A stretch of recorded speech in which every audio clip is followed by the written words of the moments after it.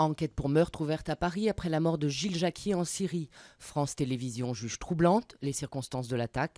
L'employeur du journaliste tué par un obus à Homs a demandé au procureur de Paris de faire toute la lumière sur cette affaire. Une commission d'enquête est aussi sur les rails en Syrie, où des dizaines de milliers de personnes ont encore manifesté vendredi pour crier leur haine du régime de Bachar al-Assad. Obsèques officielles en Iran pour le scientifique spécialiste du nucléaire tué dans un attentat.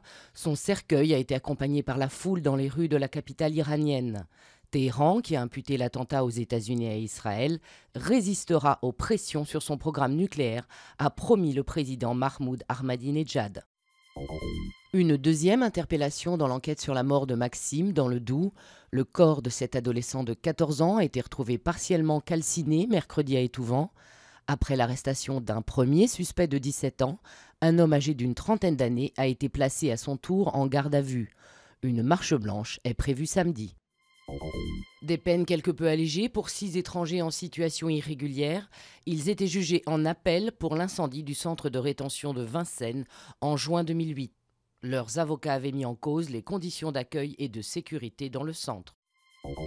Encore en Chine, mais bientôt à Beauval, dans le Loir-et-Cher, Yuanze et Juan, deux pandas, un mâle et une femelle, sont attendus dimanche à l'aéroport Charles de Gaulle avec tous les honneurs.